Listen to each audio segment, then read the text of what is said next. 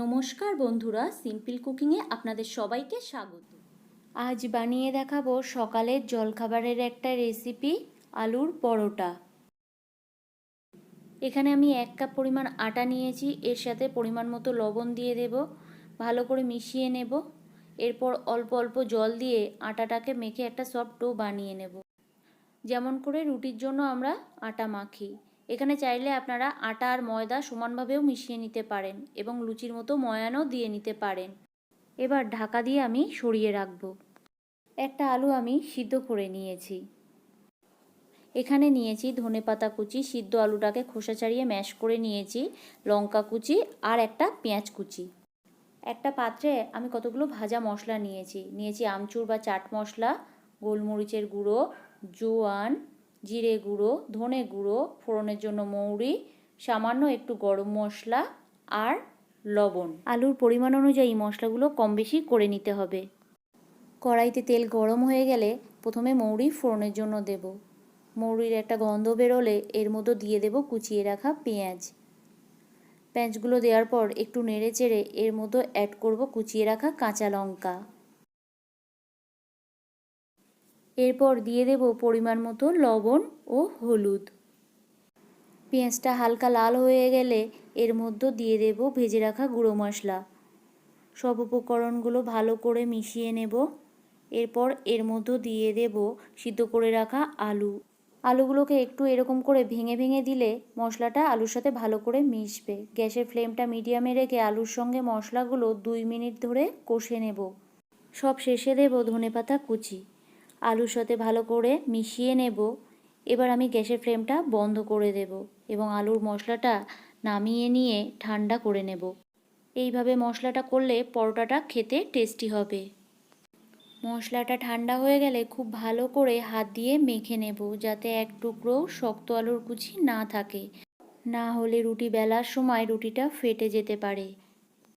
আলুটা খুব ভালো করে আমি মেখে নিয়েছি। এর থেকে 4টে পরোটার জন্য 4টে ভাগ করে নেব।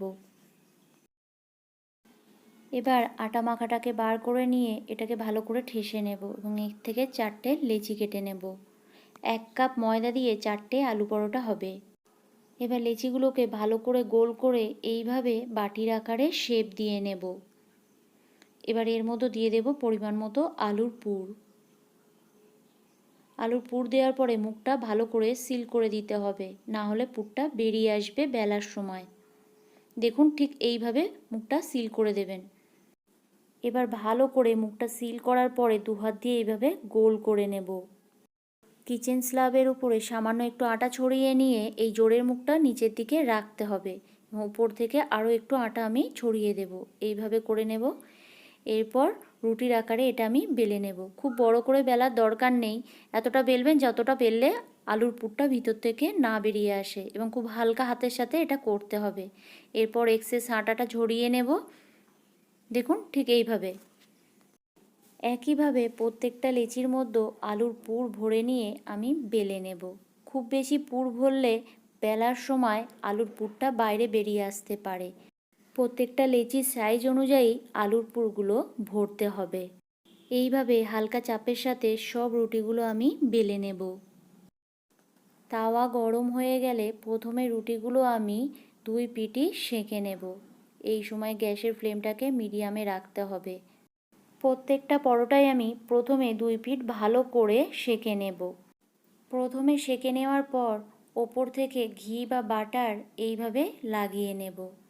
পরোটার 2 পিঠই আমি ঘি বা বাটার এইভাবে লাগিয়ে দেব। আপনারা চাইলে সাদা তেলেও এটা করতে পারেন। এইভাবে বানালে প্রত্যেকটা পরোটাই খুব সুন্দরভাবে ফুলবে। দেখুন, পরোটাগুলো কত সুন্দর ফুলে উঠেছে। এই সময় গ্যাসের ফ্লেমটা কিন্তু একদমই মিডিয়াম আঁচে বা কম আঁচে রাখতে হবে, না হলে পরোটার বাইরেটা লাল হয়ে যাবে, ভিতরটা কাঁচা থেকে যাবে। পরোটার 2 পিঠই আমি এইভাবে হালকা লাল করে ভেজে নেব। কালারটা ঠিক এই রকম আসবে। এবারে আমি পরিবেশনের জন্য নামিয়ে নেব। এইভাবে প্রত্যেকটা পরোটাই প্রথমে সেঁকে নেব, তারপর হালকা তেল বা বাটার দিয়ে আমি ভেজে নেব। আপনারাও এই রেসিপিটি একবার এইভাবে ট্রাই করে দেখতে পারেন, খেতে অত্যন্ত সুস্বাদু হয়। সব পরোটাগুলো আমি এইভাবে ভেজে নিয়েছি।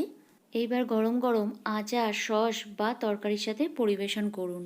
এই সাধারণ রেসিপিটি যদি আপনাদের ভালো লেগে থাকে তাহলে অবশ্যই একটা লাইক ও কমেন্টের মাধ্যমে আমাকে জানাবেন।